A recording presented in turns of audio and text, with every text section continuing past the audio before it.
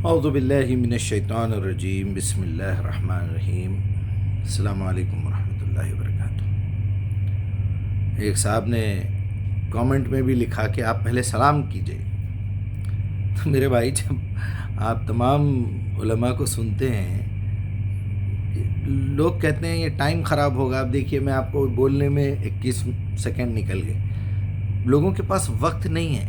ہم تو پوری قرآن پڑھ کے آخری میں آپ کو سمجھانے کے لیے تیار ہیں، لیکن لوگوں کے پاس وقت نہیں ہے۔ اپنی بات شارٹ سے شارٹ انداز میں کہتے ہوئے بھی 10 منٹ نکل جا رہے ہیں۔ چلیے، ایک صاحب کا سوال آیا ہے اور بڑا ہی مضبوط اور اتنے احترام کے ساتھ انہوں نے پوچھا ہے۔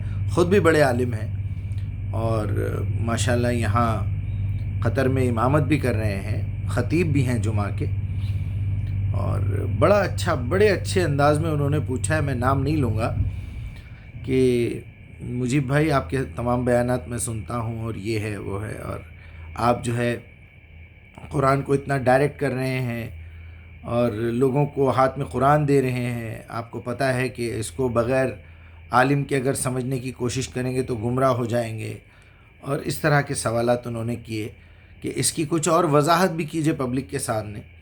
تو مجھے اچھا لگا، اور واقعتاً میں ایک بات جو ہے مس کر رہا تھا، وہ ابھی میں آپ کے سامنے پیش کرنے والا ہوں کہ ہمارے یہاں میں بڑا غور کرتا رہا صبح سے، فجر سے تقریباً یہ بات ایسا ذہن میں گھوم رہی ہے، بلکہ 3-4 دنوں سے یہی موضوع چل رہا ہے دماغ میں کہ لوگوں کو قرآن سے کیوں دور کیا جا رہا ہے، اور کیوں کہتے ہیں ہمارے علماء کہ آپ قرآن کو ڈائریکٹ نہیں سمجھ سکتے، آپ کو ترجمہ پڑھنا پڑے گا۔ میں نے بھی جو ہے منہ توڑ جواب دے دیا کہ جاؤ پہلے ایک ہو کے بتاؤ، کوئی ایک ترجمہ رکھو دنیا میں۔ قرآن تو ایک ہی ہے نا، 7-8 قسم کی، 35-36 قسم کی عربی بولی جا رہی ہے الگ الگ ایکسنٹ میں۔ صومالی الگ عربی بولتے ہیں، سوڈانی الگ، اور جو ہے مصری الگ، اور فلاں اور فلاں اور فلاں، 37 کنٹریز کی عربی الگ الگ اسٹائل میں بولی جاتی ہے۔ کیسی عربی پڑھیں گے آپ قرآن کی؟ بہرحال یہ قریش کی عربی ہے، قریش کے اسٹائل کی عربی ہے، وہی محاورے ہیں، وہی باتیں ہیں۔ ایک تو یہ مسئلہ ہے، میں یہی کہتا رہا کہ جاؤ بھائی، جا کے پہلے اپنے مترجمین کو بولو کہ ایک پلیٹ فارم پہ تو آ جائے۔ سب کا عقیدہ الگ الگ ہے، کوئی بریلوی حساب سے قرآن کا ترجمہ کر رہا ہے، کوئی دیوبندی، کوئی اہل حدیث، کوئی فلاں، کوئی اہل قرآن، شیعہ حضرات اپنا ترجمہ کر رہے ہیں، قادیانی اپنا ترجمہ کر رہے ہیں۔ جاؤ پہلے ایک تو ہو جاؤ، یا پھر سیدھا ہمارے پاس ایک ہی راستہ بچ جاتا ہے کہ ہم عربی زبان سیکھیں۔ اچھا، 2 ہی راستے بتاتے ہیں لوگ کہ یا تو آپ کسی عالم سے رجوع کیجئے یا پھر عربی سیکھیے۔ عربی بہت بولنے والے بہت ہیں دنیا میں، عرب ملک کی ابھی میں نے آپ کو مثال دی۔ پھر کیوں گمراہ ہو رہے ہیں صاحب؟ پھر کیوں فرقوں میں بٹے ہوئے ہیں؟ کیا ضرورت تھی امام مالک کو اپنی کتاب لکھنے کے بعد احمد بن حنبل اپنی کتاب لکھ رہے ہیں، امام ابو حنیفہ اپنی لکھ رہے ہیں، امام شافعی لکھ رہے ہیں؟ جب یہ چیزیں پہلے سے موجود تھی تو بخاری کو کیا ضرورت تھی، مسلم کو کیا ضرورت تھی اپنی اپنی کتابیں لکھنے کی؟ اس کا جواب زیادہ سے زیادہ یہ ہے کہ یہ دنیا گلوب ہے پورا۔ مکہ اور مدینہ میں لوگ اپنی اپنی خواہش کے مطابق، کوئی انڈیا حیدرآباد سے آ رہا ہے، کوئی کراچی پاکستان سے آ رہا ہے، کوئی افریقہ سے آ رہا ہے، ٹھیک ہے۔ آنے کے بعد اتنا تو معلوم ہوا ہوگا نا کہ ایک صاحب نے آلریڈی اس کا مجموعہ کر لیا ہے، وہی لے جاتے، وہی اپنی اپنی کمیونٹی میں پیش کر دیتے۔ اور زیادہ ڈھونڈنے کی کیا ضرورت تھی؟ چلو ڈھونڈ بھی لیے، آپس میں اختلاف کیوں ہوا؟ ان تمام باتوں کا جواب یہ ہے کہ آج بھی عرب قوم گمراہ اس لیے ہے، عربوں میں بہت سارے لوگ گمراہ ہیں، بہت سارے ہدایت پر بھی ہیں، بہت سارے لوگ گمراہ اس لیے ہیں، مسلمان آج اس لیے ذلیل ہو رہے ہیں کہ ان کا اپنے رب کے ساتھ جو تعلق ہے وہ ٹوٹ گیا ہے۔ آپ کے ذہن میں یہ بات اچھی طرح بٹھا دی گئی ہے کہ آپ کو اگر قرآن سے ہدایت لینا ہے تو یا تو کسی عالم سے آپ رجوع کریے، ہزاروں میں ایک آدھ آدمی ایسا نکلے گا جو خود عربی سیکھے گا، خود یہ کرے گا، لیکن کوئی بندہ یہ نہیں بتا رہا ہے کہ آپ کا اپنے رب کے ساتھ تعلق کیا ہے۔ آپ اس سے کیوں نہیں مانگتے مدد؟ آپ اس سے کیوں نہیں پوچھتے کہ اس آیت کا صحیح مطلب کیا ہے؟ یہ حکم آپ جو دے رہے ہیں اس کو کیسے میں عمل میں لاؤں؟ اہدنا صراط المستقیم، اذا سألک عبادی انی نحن اقرب الیہ من حبل الورید انہ علیم بذات الصدور۔ یہ آیتیں کیوں نہیں بتاتے لوگوں کو کہ میرا رب کنٹینیوسلی میری مانیٹرنگ کر رہا ہے، لطیف ہے وہ، اس کے کیمرے بڑے خطرناک ہے. میرے احساسات، میرا پلک جھپکانا، میرا سانس لینا، کتنے لمٹ کی آکسیجن میں لے رہا ہوں اسے پتہ ہے. کب یہ وینٹیلیٹر بند کرنا ہے اس کو معلوم ہے. کتنے منٹ، کتنے گھنٹے، کتنے مہینے میری ابھی اور میرے تقدیر میں لکھے ہوئے، نصیب میں لکھے ہوئے. I can't say anything. اللہ کے رسول کو نہیں معلوم تھا وہ کب مرنے والے ہیں. وہ اللہ ہے ہمارا. آپ اس سے ٹوٹ کے دنیا سے بھیک مانگتے پھر رہے ہیں. پھر بول رہے ہیں میں ٹھہر کے اللہ اکبر، ایاک نعبد و ایاک نستعین اہدنا الصراط. جھوٹ بول رہے ہیں. پھر آپ تو گلی گلی پھر رہے ہیں کچرا اٹھاتے ہوئے. یہاں آ کے جھوٹ بول رہے ہیں اللہ کے سامنے، ہم تیری ہی عبادت کرتے ہیں، تجھی سے مدد مانگتے ہیں. کس چیز کی مدد؟ لوگوں نے آپ کو عبادت کا مطلب غلط بتا دیا، بھیک مانگنے کا مطلب الگ بتا دیا. نستعین کا مطلب یہ ہے مجھے دیتے رہیے آپ بس. اللہ تعالیٰ نے تو بڑی سختی کے ساتھ منع کیا ہے. سورہ ہود میں پڑھیے آپ، دیکھیے کہ جو لوگ دنیا کی طلب کرتے ہیں ہم دے دیتے ہیں دنیا میں ان کو. وہ ہے نا ربنا آتینا فی الدنیا حسنہ وفی الآخرۃ حسنہ. کچھ لوگ ایسے ہیں جو صرف دنیا کی چیزیں مانگتے ہیں، یہ دے دے وہ دے دے. ان کو ہم ضرور دے دیں گے، لیکن یاد رکھو آخرت میں ان کا ٹھکانہ صرف جہنم ہے. بڑا خطرناک ٹھکانہ ہے. ہو سورہ ہود کی 15 اور 16 پڑھیے آپ. جو لوگ بس اسی دنیا کی زندگی اور اس کی خوشنمائیوں کی طلب میں ہوتے ہیں اور ان کی کارگزاری کا سارا پھل ہم یہیں ان کو دے دیتے ہیں اور اس میں ان کے ساتھ کوئی کمی نہیں کی جائے گی. مگر آخرت میں ایسے لوگوں کے لیے، آخرت ایسے لوگوں کے لیے ہے کہ آگ کے سوا کچھ نہیں ہے ان کے لیے اور اس میں ان کے ساتھ کوئی کمی نہیں کی جائے گی. مگر آخرت میں ایسے لوگوں کے لیے آگ کے سوا کچھ نہیں ہے. وہاں معلوم ہو جائے گا کہ جو کچھ انہوں نے دنیا میں بنایا وہ سب ملیا میٹ ہو گیا اور اب ان کا سہارا کیا دھرا محض کا محض باطل بن کے رہ گیا. یہ 15 ہے. اس کے بعد آپ 16 دیکھیے. کچھ لوگ ایسے بھی ہیں جو ربنا آتینا فی الدنیا حسنہ وفی الآخرۃ حسنہ مانگتے ہیں کہ مجھے دنیا میں ایسی بھلائی عطا کر. حسنات کا مطلب کیا ہے؟ بھلائی. قرض حسنہ کا مطلب یہی ہے کہ آپ بھلائی کے لیے کسی کو قرض دیں. حسنات اس کا اپوزٹ ہے سیئات. ربنا آتینا فی الدنیا حسنہ کا مطلب کیا ہے؟ دنیا میں حسنات کرنے کا موقع عطا فرما تاکہ پھر میں آخرت میں جاؤں تو فی الآخرۃ حسنہ، وہ میرے لیے حسنات بن جائے. میں ایسا کام کروں جو مجھے وہاں پر حسنات بدلے میں ملے. یہاں تو آپ مجھے دولت دے دے، میری پریشانی دور کر دے، مجھے جو ہے میرے قرضے ادا کر دے، اولاد دے دے، بے اولاد ہے تو اولاد دے دے، اولاد ہے تو اس کو نیک اور صالح بنا دے، اور پتہ نہیں کیا کیا بکواس کرتے ہیں، اور وہ بھی مسجد میں بیٹھ کے. کیا بات ہے یار، اللہ نے تو لعنت کی ہے ایسے لوگوں پہ. چلیے اب آپ کا جو سوال ہے مولانا، میں آپ کو بالکل وضاحت کے ساتھ ایک بات بتا دوں. جب کبھی بھی قرآن کا کوئی لفظ آتا ہے تو بڑے سے بڑا عالم، بڑے بڑے اسکالرس کو میں نے سنا یہ کہتے ہیں کہ جی یہ ہدایت کی کتاب ہے، یہ انسانوں سے بات کرتی ہے.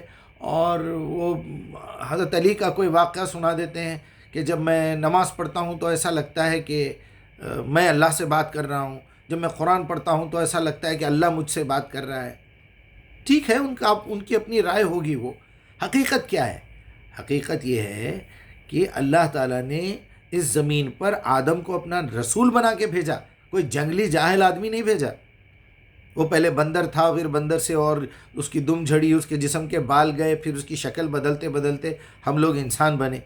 جو لوگ یہ کہتے ہیں ان کے باپ دادا بندر ہوں گے، ہمارے باپ دادا تو آدم ہے اور نوح ہے، ابراہیم ہے، وہاں سے ہماری نسل آ رہی ہے. تو یہ اللہ تعالیٰ نے اپنے نبی کو بھیجا. اس کے بعد پے در پہ انبیاء آتے رہے. کما ارسلنا فیکم رسولا منکم، تمہیں میں سے ایک شخص کو اٹھا کے میں نے اس قابل انسان کو چیک کیا کہ یہ بندہ یہ کام کر سکتا ہے، اس کے اندر جو ایبیلٹی ہے، اس کے اندر جو کچھ بھی کوالٹیز ہے، اس کے بیسس پہ اس کو یہ جاب دی جا سکتی ہے. اس کا صبر، اس کا شکر، اس کی ذہانت، اس کا سیدھا پن، اس کی سچائی، اس کی صداقت، اس کی امانت. صادق اور امین مانتے تھے نا نبی کو. تو یہ دیکھ کے اس کو نبی بنایا گیا. اور پھر اس کے ساتھ ان لوگوں کی جو کنورزیشن ہوئی، جو بات چیت ہوئی، وہ بات چیت ہے. آپ تورات پڑھ لیجئے، آپ زبور پڑھ لیجئے، آپ انجیل پڑھ لیجئے. خاص طور پہ قرآن محمد الرسول اللہ صلی اللہ علیہ وسلم کی 23 ایئرس کی زندگی کی سرگزشت ہے کہ آپ صلی اللہ علیہ وسلم کو پہلے کیسے نبی بنایا گیا، کیسے آپ کی ٹریننگ ہوئی 3 سال تک، اس کے بعد جو روایتوں میں ہم پڑھتے ہیں یہ 3 سال کا پیریڈ کوئی گارنٹی نہیں ہے۔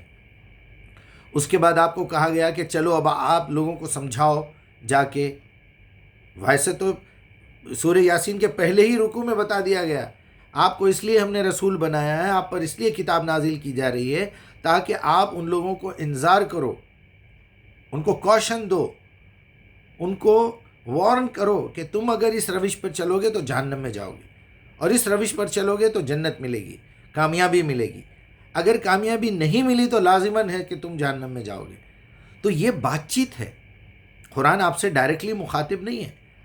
جیسا ایک بڑا رائٹر جو ہے ایک ڈرامہ لکھتا ہے، وہ ڈرامہ جب لکھتا ہے وہ اپنا ایک بہت بڑا میسج آپ تک پہنچاتا ہے۔ جو ناول آپ پڑھتے ہیں اس ناول میں پڑھیے، اس میں کردار ہوتے ہیں، کیریکٹرز ہوتے ہیں، ان کیریکٹروں کے ذریعے ایک فلم دیکھتے ہیں آپ، اس میں ہیرو کو ایسے بتایا جاتا ہے کہ وہ ایماندار ہے، وہ وفادار ہے، وہ طاقتور ہے، وہ سچ بولتا ہے، وہ لوگوں کی غریبوں کی مدد کرتا ہے، آپ کے دل میں ہمدردی پیدا ہوتی ہے، وہ سچائی کے لیے اپنی جان دے دیتا ہے۔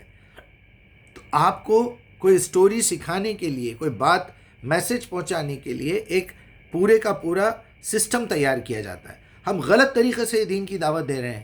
کوئی جاتا ہے تھیلا دال لے کے بولتا ہے یہ پڑھو گے یہ ہوگا، یہ پڑھو گے۔ کیا قرآن ایسا ہے؟ کیا اللہ کے رسول ایسے تھے؟ یہ پڑھو گے یہ ہو جائے گا، وہ پڑھو گے وہ ہو جائے گا۔ جھوٹی باتیں اللہ کے رسول پہ لگا دیتے ہیں لوگ۔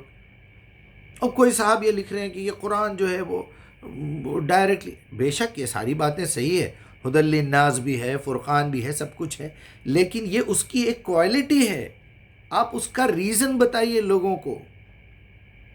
میں آپ سے بےحد معذرت کے ساتھ مولانا کہ آپ بھی جمعے کے خطبوں میں لوگوں کو یہ بتائیے کہ یہ قرآن آپ کو کوئی جادو منتر کی کتاب نہیں ہے۔ آپ جب بھی کسی غیر مسلم کو یا کوئی مسلمان جو اس سے غافل ہے اس کو دعوت دیتے ہیں قرآن کی، دین کی، پہلے تو دین کی دعوت دینا ہو تو سوائے قرآن کے نہیں دینا۔ آپ کوئی گارنٹی نہیں ہے آپ کے پاس، یہ روایتوں کی، یہ جھوٹے قصے، اس میں کتنا مکسچر ہے خود آپ کو نہیں معلوم ہے۔ آپ قسم کھا کے نہیں کہہ سکتے کہ بخاری شریف کی ایک ایک روایت بالکل صحیح ہے۔ آپ قسم کھا کے نہیں کہہ سکتے امام ابو حنیفہ نے جو لکھا 100% صحیح ہے، شیخ بن باز نے جو لکھا وہ 100% صحیح ہے۔ نہیں، یہ ان کی رائے ہے، اور یہ رائے اسی وقت بنتی ہے جب آدمی کا ایمان ختم ہو جاتا ہے قرآن سے۔ وہ قرآن پہ محنت کرنے کے بجائے، قرآن سے اپنی عقل کو چیک کرنے کے بجائے اپنی عقل لے کے مارکیٹ میں آ جاتا ہے۔ نہیں، ایسا نہیں ہے۔ عقل نمبر 1 پہ ہے، اسی عقل کی چھتر چھایا میں آپ قرآن کو دیکھتے ہیں، اپنے کریکشنز کرتے ہیں۔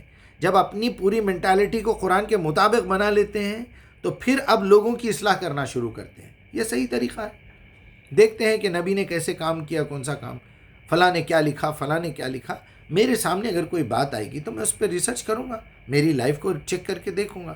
تو سب سے پہلے لوگوں کو یہ سمجھائیے یہ کتاب کوئی قصے کہانیوں کی کتاب نہیں ہے، یہ کتاب کوئی میتھمیٹکس کی بک نہیں ہے، کوئی اسٹوری نہیں ہے، کوئی لیلا مجنو کا قصہ نہیں ہے، کوئی ابن صفی کی ناول نہیں ہے، کوئی شیکسپیئر کا ڈرامہ نہیں ہے۔ یہ ایک سرگزشت ہے، ایک پوری ہسٹری ہے نبی صلی اللہ علیہ وسلم کی۔ آپ سے اللہ نے اپنا فرشتہ بھیج کے ایک پیغام پہنچایا ہے آپ کو، اور وہاں اس نے بتایا ہے کہ آپ کو آج سے اللہ نے اپنے رسولوں میں چن لیا، انک لمن المرسلین، اور آپ کو فلاں ایک فرشتہ لا کے یہ دے رہا ہے، والقرآن الحکیم۔